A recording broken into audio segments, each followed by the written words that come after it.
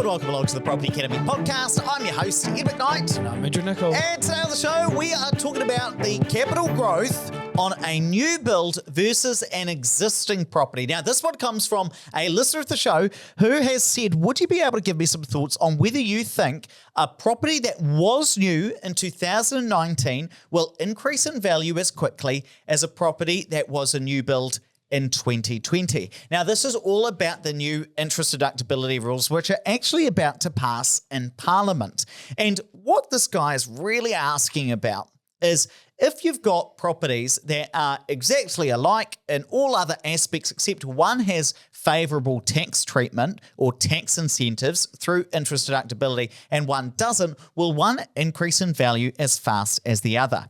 And he's also asked about, look, how long do you think that this rule or this act might stick around for? How long could this tax last for? Now, we're going to answer both of these. And actually, it's quite funny you should ask this because we were just discussing this in our investment committee here at Opes. Now, just explain what our investment committee is, Andrew. Yeah, so what Ed has now said is his favourite meeting ever at his time with Opes.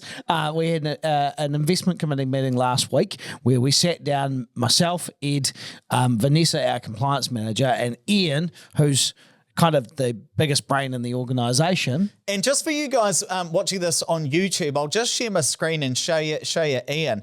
Ian is like a hidden gem here at Opes. He's got experience managing. Look, he looks like he'd be a fund manager, doesn't he? Well, he was. He managed $1 billion fund over in Switzerland. I think just pre-GFC, post-GFC it was. Just pre. And he's got a CV longer than Ed's spreadsheets.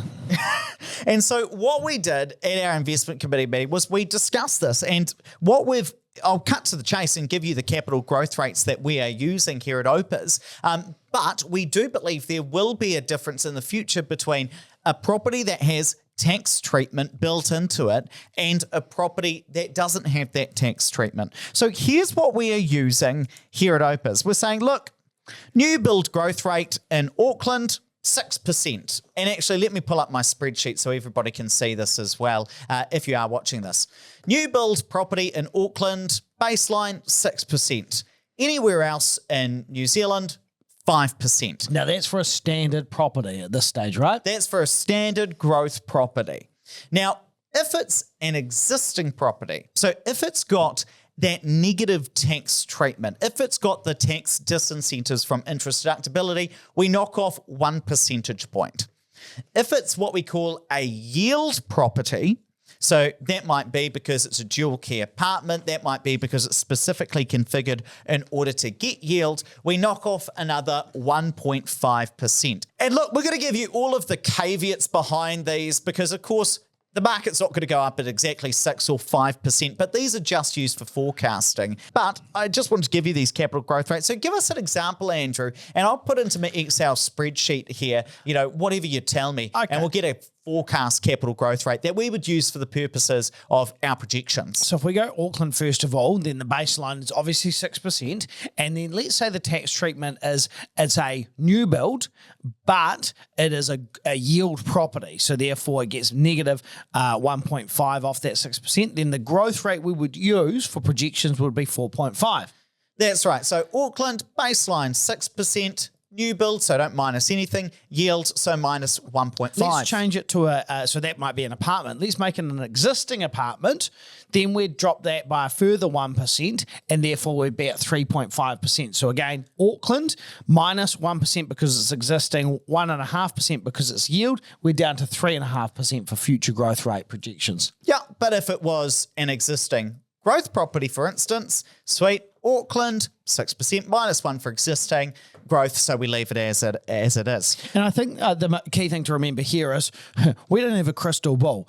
We wish we did, but these are quite good for modelling out comparisons because let's face it, a property with tax disadvantages is probably going to be worth less to people in the market unless they're an owner-occupier. Well, there are two reasons for that as well. And I've actually got my doll's houses here for you guys watching on YouTube. So if I had one property straighten that up. Would you like me? Would You, like me to you it? hold one of my Hard doll's to say houses. straighten that up as I stand here and hold a doll's house. Oh, my sign's falling off it. I'm here, there, and everywhere.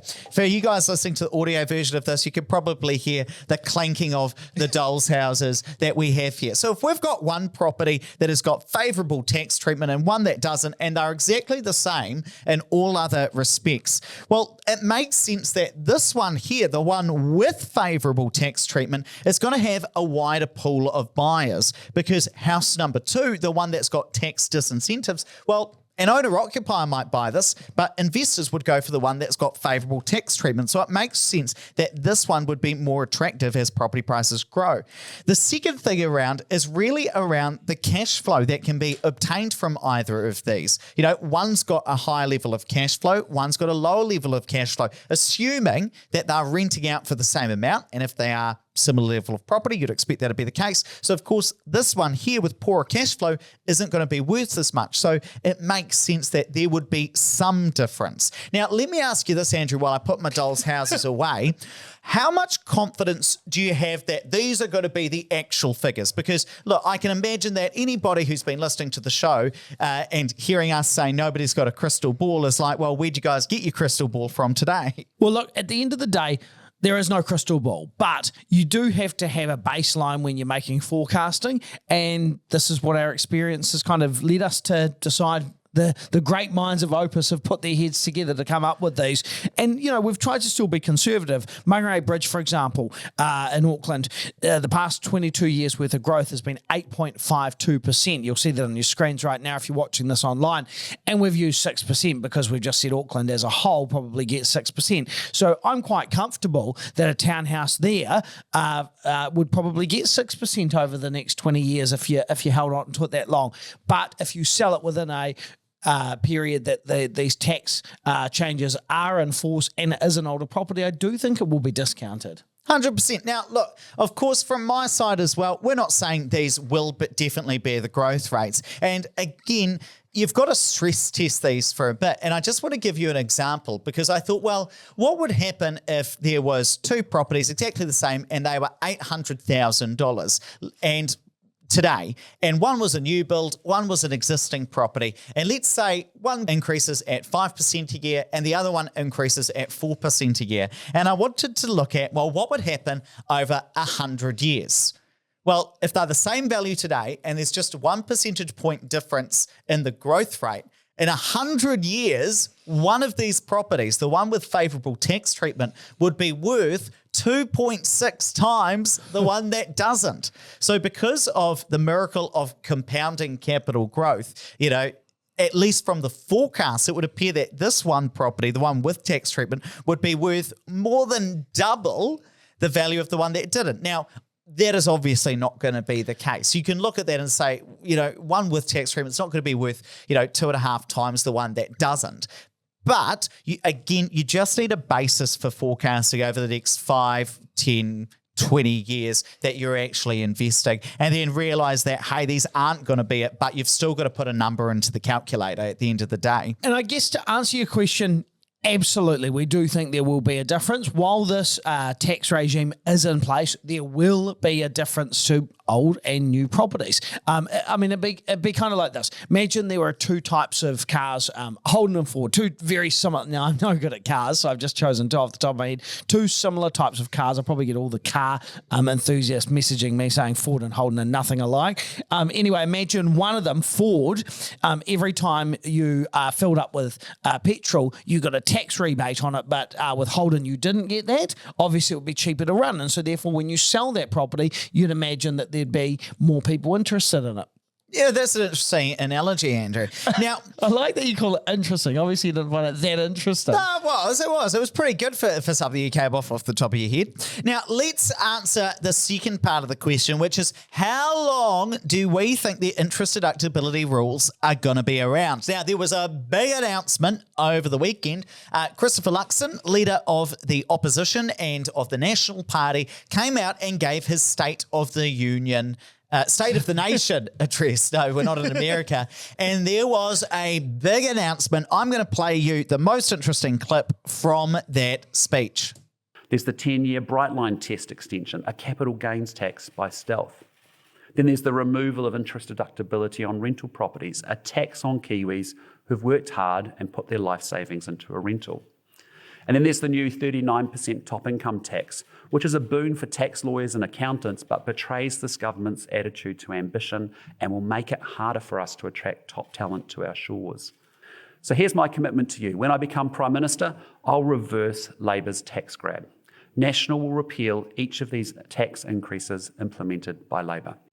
Now, bear in mind that this isn't a politics show, it's a property show. So everything we're about to say isn't to convince you to vote for one specific party over another, but this message was sponsored by National. It definitely wasn't, Andrew. No, don't tell people that, because they might actually think that that's true. That's absolutely not the case. But what is really cool about the clip we just played you is that this is the strongest statement from the largest centre-right party that they would repeal this. Now, there's been a lot of talk in property circles. I get asked this question all the time when I meet you guys listening to the show in public.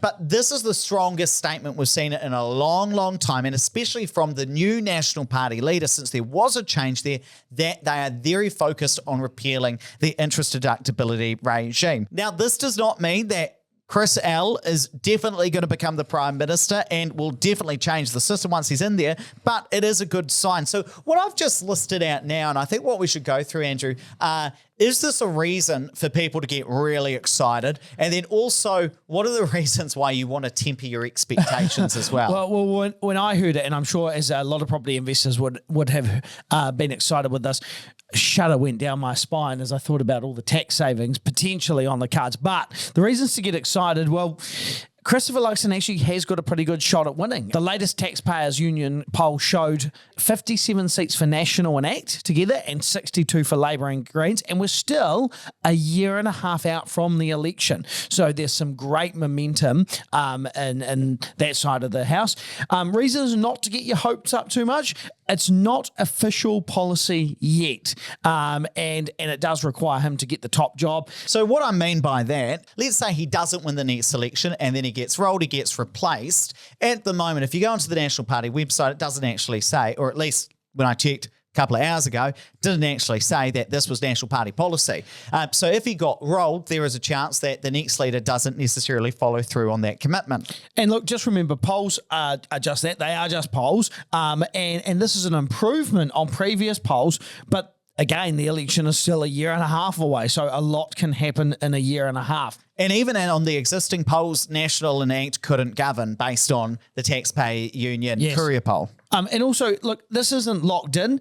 You've still got to base your strategy on what's real today, because we don't know what's going to happen in the future. This might change. As we know in politics, things can change on a regular basis. And I wouldn't hang your hat on this happening in 24 months' time, 36 months' time. This could be 5 years out from now. So you wouldn't necessarily be saying, look, we can all go out and buy a whole heap of existing properties today because of one announcement from the National Party, even if, it might lift our spirits a little bit for us who perhaps don't want to be taxed quite as much, but we might not change our investment strategy based on something that is not locked in, especially given that the actual legislation is about to be passed that's going to put the tax on us. I know, that's the funny thing. We haven't even got the legislation yet. So what today is all about is, first of all, acknowledging that, hey, look, if this legislation lasts for, as it currently would, because it is being passed, it's going to be locked in, if these higher taxes are implemented, we do expect there will be some difference in capital growth.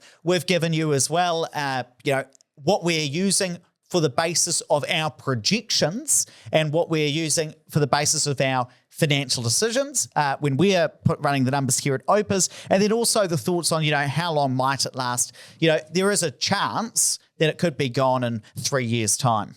Fantastic. Let's wrap it up there, but please don't forget to rate, review, and subscribe to the podcast. Really does help us get the message out to more people. And hey, if you're listening to the audio version of this and want to see all of the graphs and visuals that we played today, then just go Google Opes Partners YouTube. It'll be one of the first things that comes up. And if you're subscribed there, it really helps us out, but also you'll get notified of all our future YouTube videos.